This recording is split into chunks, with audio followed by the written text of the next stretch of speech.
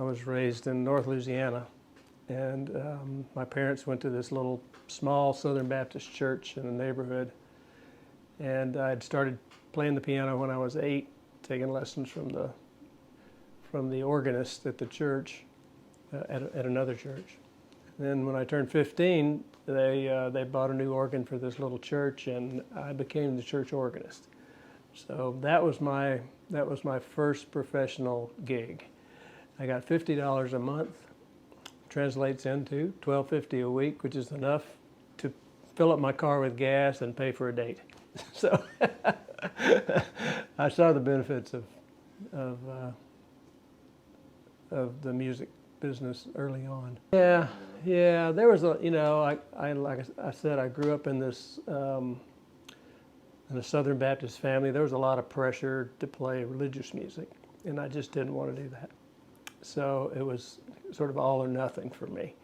So I went off to college and majored in other things and went into the business world, and really stopped playing the piano pretty much until I was 35, 40 years old, when I started taking lessons from an old guy on the main line of Philadelphia. Stafford Newhall was his name.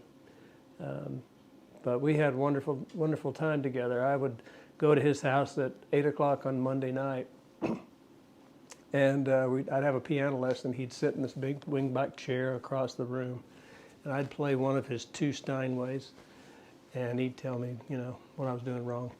And then we'd finish up and pour scotch and sit there and talk about music for the rest of the evening. Good question, and the answer is no. I didn't really get into the New Orleans piano until 10 years ago. One of the first concerts I ever saw when I was a kid was Dr. John at a big stadium or center there in Shreveport, and that was when he had created this persona of Dr. John. It was his Gumbo Tour, and he comes out with with the headdress on and all that sort of thing. Kind of blew my mind. But I guess that stuck.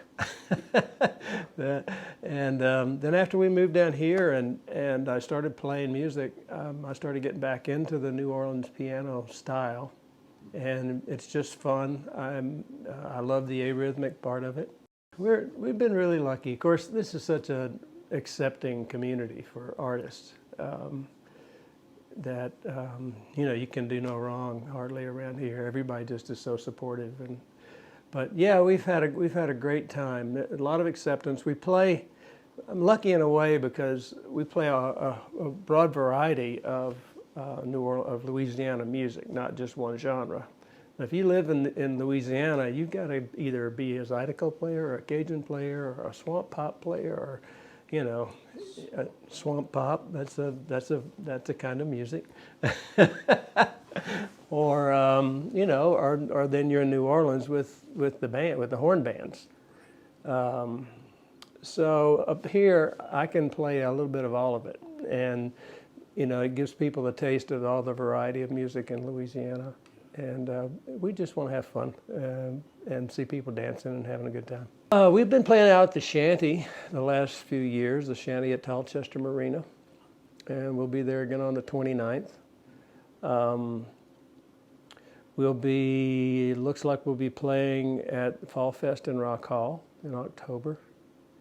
And probably we got a couple of private parties that we're playing in September and October, which are always fun. Yeah. Sort of a New Orleans piano style is called junker. And it comes from a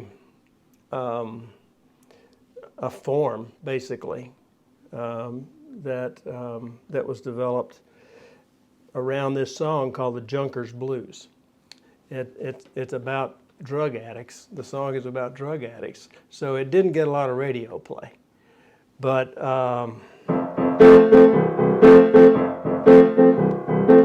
and it's the form that goes like this: 1, 2, 3, 4, 2.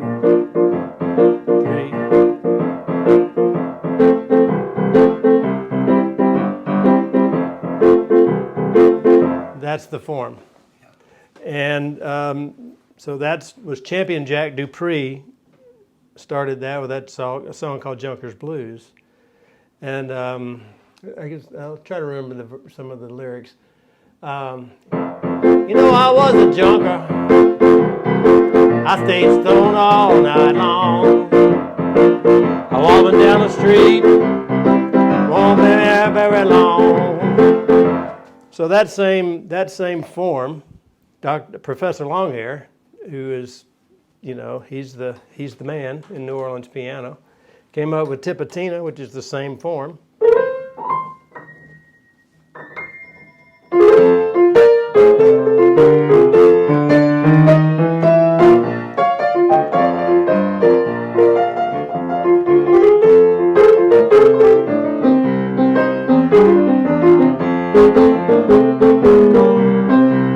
Tipatina, tra-la-la-la, oh, tra-la-la-la-lee. Tipatina, oola-walla-walla, tra-la-dalla, tra-la-tina-nee. So it's that same form.